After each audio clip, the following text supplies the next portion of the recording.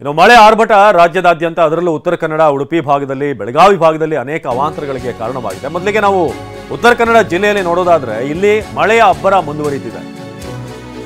ಚಂಡಿಯ ಅರಗ ಗ್ರಾಮದಲ್ಲಿ ಮನೆಗಳಿಗೆ ನುಗ್ಗಿದಂತ ನೀರು, ಮನೆಗಳು ಜಲಾವೃತವಾಗಿರುವಂತಹ ಕಾರಣ ಈಗ ಅಲ್ಲಿಂದ ಬೇರೆ ಸುರಕ್ಷಿತ ಪ್ರದೇಶಗಳಿಗೆ ಅವ್ರನ್ನ ಕಾಳಜಿ ಕೇಂದ್ರಕ್ಕೆ ಶಿಫ್ಟ್ ಮಾಡುವಂತ ಕೆಲಸ ಆಗ್ತಾ ಇದೆ.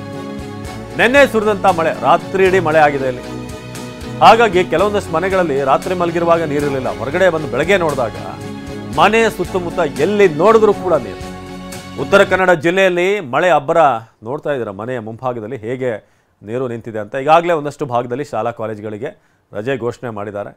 ಸೊ ಈ ರೀತಿ ಮನೆ ಮುಂದೆ ನೀರು ನಿಂತರೆ ಮನೆಯಿಂದ ಹೊರಗೆ ಬರೋದಿರಲಿ, ಗಾಲಿಡೋಕ್ಕೂ ಕೂಡ ಸಾಧ್ಯ ಆಗಲ್ಲ ಹೊರಗಿಂದ. ಜೊತೆಗೆ ಭಾಳಷ್ಟು ಮನೆಯ ಒಳಗೂ ಕೂಡ ನೀರು ಹೋಗಿದೆ.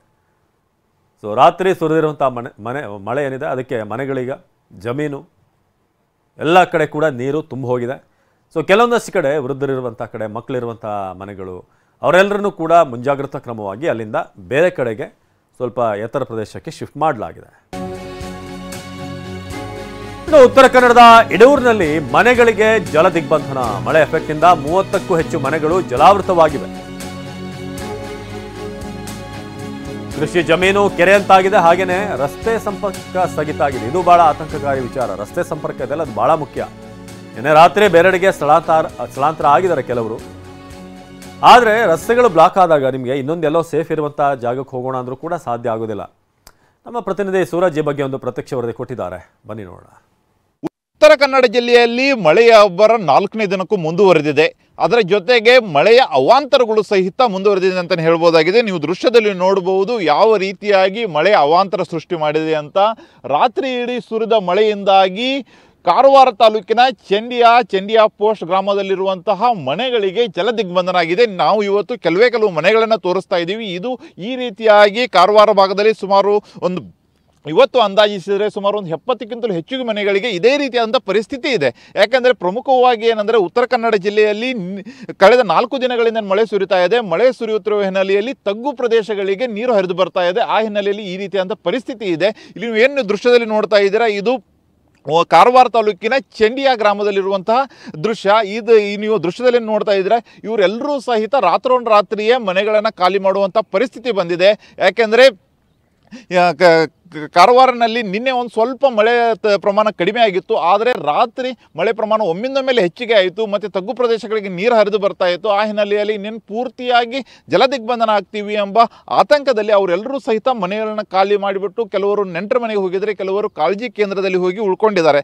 ಆದರೆ ಒಂದು ಮಾತ್ರ ಸತ್ಯ, ಉತ್ತರ ಕನ್ನಡ ಜಿಲ್ಲೆಯಲ್ಲಿ ಕಳೆದ 4 ದಿನಗಳಿಂದ ಸುರಿಯುತ್ತಿರುವ ಮಳೆಗೆ ಬಹಳಷ್ಟು ಅವಾಂತರಗಳು ಸೃಷ್ಟಿಯಾಗ್ತಾ ಇದೆ. ಒಂದು ಕಡೆಗೆ ಮನೆಗಳಿಗೆ ಜಲ ದಿಗ್ಬಂಧನ ಆದರೆ ಇನ್ನೊಂದು ಕಡೆಗೆ ಗುಡ್ಡ ಕುಸಿತ ಆಗ್ತಾ ಇದೆ. ಅಷ್ಟೇ ಅಲ್ಲದೆ ಕೃಷಿ ಜಮೀನುಗಳು ಸಹಿತ ಹಾಳಾಗಿದೆ. ನೀವೇನು ದೃಶ್ಯದಲ್ಲಿ ನೋಡ್ತಾ ಇದ್ದೀರಾ, ಇದು ಕೃಷಿ ಜಮೀನು ಪೂರ್ತಿಯಾಗಿ ಕೆರೆ ಅಂತಾಗಿದೆ. ನೀವು ದೃಶ್ಯದಲ್ಲಿ ಏನು ನೋಡ್ತಾ ಇದ್ದೀರಾ, ಇದನ್ನು ದೃಶ್ಯದಲ್ಲಿ ನೋಡ್ತಾ ಇದ್ದರೆ ಇದು ಕೃಷಿ ಜಮೀನು ಅಂತಲೇ ಹೇಳೋಕ್ಕೂ ಆಗಲ್ಲ, ಆ ರೀತಿಯಾಗಿ ನೀರು ತುಂಬಿಕೊಂಡಿದೆ. ಅಂದರೆ ಈ ಜಮೀನಿನ ಮಧ್ಯಭಾಗದಿಂದಲೇ ರಸ್ತೆ ಇತ್ತು, ಆ ರಸ್ತೆ ಅಂತೂ ಕಾಣೋದೇ ಇಲ್ಲ, ಪೂರ್ತಿ ಕೆರೆ ಅಂತಾಗಿದೆ. ಈಗ ನೀವು ಪೂರ್ತಿಯಾಗಿ ಇಲ್ಲಿ ಈ ನೀರಿನಲ್ಲಿ ಹೋಗಿಬಿಟ್ರೆ ಮನುಷ್ಯ ಸುಮಾರು ಒಂದು 4 ರಿಂದ 5 ಅಡಿ ನೀರಿದೆ. ಆ ರೀತಿಯಾಗಿ ಈ ಸಮಸ್ಯೆಗಳಿಂದ ಜನರು ತಪ್ಪಿಸಬೇಕಂತ ನಿನ್ನೆ ನೈಟೇ ಬಂದಿದ್ದಾರೆ. ಆದರೆ ಕೆಲವರಿಗಂತೂ ಸಮಸ್ಯೆ ಆಗಿದೆ. ಯಾಕೆಂದರೆ ಕೆಲವರು ಆತಂಕದಲ್ಲಿ ನಿನ್ನೆ ನೈಟ್ ಕೆಲವೊಬ್ರು ಹೋಗಿದ್ರೆ, ಕೆಲವರು ಬೇರೆ ಕಾರಣಾಂತರಗಳಿಂದ ಮನೆ ಬಿಟ್ಟು ಹೋಗಿದ್ರು. ಇಲ್ಲಿ ಒಬ್ಬರು ನಮ್ಮ ಸ್ಥಳೀಯರಿದ್ದಾರೆ, ಅವ್ರನ್ನ ಮಾತಾಡಿಸೋಣ. ಅದೇ ಏನಾಗಿತ್ತು, ಈಗ ಎಲ್ಲಿಂದ ಬರ್ತಾ ಇದ್ದೀರಾ, ಈಗ ನಿಮ್ಮ ಮನೆಗಳಿಗೆ ನೀರು ನುಗ್ಗಿದ್ರೆ ಏನಾಗಿದೆ? ಮನೆ ನೀರು ನುಗ್ಗಿದ್ರೆ ಅಲ್ಲಿ ಹೋಗ್ಲಿಕ್ಕೆ ಆಗೋದಿಲ್ಲ, ದಾರಿ. ಹೌದು. ಎಲ್ಲಿ ಹೋಗಿದ್ರಿ ನೀವು? ನಿನ್ನೆ ನೈಟ್ ಇರಲಿಲ್ವಾ ಮನೆಯಲ್ಲಿ? ಇಲ್ಲ, ಈ ಕಡೆ ಮೇಲೆ ಬಂದಿದೆ. ಹೌದು. ಈಗ ಬೆಳಿಗ್ಗೆ ಗೊತ್ತಾಯ್ತು ನಿಮಗೆ? ಹೌದು, ಬೆಳಿಗ್ಗೆ ಗೊತ್ತಾಯ್ತು ನಮಗೆ. ನೀರು ತುಂಬ ನೋಡಿದ್ರೆ ಕೂಡಲೇ ಬೆಳಿಗ್ಗೆ ಗೊತ್ತಾಯ್ತು, ಇಲ್ಲಿ ನೀರು ತುಂಬಿ ಹೋಗ್ಲಿಕ್ಕೆ ಆಗುದಿಲ್ಲ ದಾರಿ. ಹೌದು.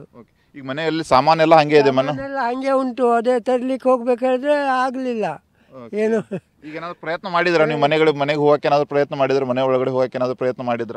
ಇಲ್ಲ, ಅಲ್ಲಿ ನೀರು ತುಂಬಿದೆ ಅಲ್ಲ, ಹೆಂಗ್ ಹೋಗುರು? ಹೌದು, ಬರ್ಲಿಕ್ಕೆ ಹೋಗ್ಲಿಕ್ಕೆ ಆಗುದಿಲ್ಲ. ನೀರಾಗ್ತದೆ, ಎಷ್ಟು ಸೊಂಟಿ ಸೇರಿ ಮೇಲಾಗ್ತದೆ. ಹೌದು, ರಸ್ತೆ ತುಂಬಿ. ನೀವು ದೃಶ್ಯದಲ್ಲಿ ನೀವು ಕೇಳಿದ್ರಲ್ಲ, ಏನಂದರೆ ಈ ರೀತಿಯಾಗಿ ಅಂದರೆ ಇವರು ಕಾರ್ಯದ ನಿಮಿತ್ತ ನಿನ್ನೆ ನೈಟು ಬೇರೆ ಕಡೆ ಹೋಗಿದ್ರು. ಆದರೆ ಇವತ್ತು ಬೆಳಿಗ್ಗೆ ಬರುವಷ್ಟರೊಳಗಡೆ ಮನೆ ಮುಂದೆ ಪೂರ್ತಿಯಾಗಿ ನೀರು ತುಂಬಿದೆ ಮತ್ತು ಮನೆಗೂ ಹೋಗೋಕ್ಕಾಗ್ತಾ ಇಲ್ಲ. ಇನ್ನು ಪ್ರಮುಖ ಅಂದರೆ ಮೂಲಭೂತ ವಸ್ತುಗಳನ್ನು ಮನೆಯಿಂದ ಹೊರಗಡೆ ತರಬೇಕು ಅಂತ ಪ್ರಯತ್ನ ಪಡ್ತಾ ಇದ್ದಾರೆ. ಆದರೂ ಸಹಿತ ವಸ್ತುಗಳನ್ನು ತರಕ್ಕೂ ಆಗ್ತಾ ಇಲ್ಲ ಅಂತಲೂ ಸಹಿತ ಹೇಳ್ತಾ ಇದ್ದಾರೆ. ಕ್ಯಾಮರಾಮನ್ ಮಂಜುನಾಥ್ ಜೊತೆ ಸೂರಜ್ ಉತ್ತರೆ, TV9 ಕಾರವಾರ.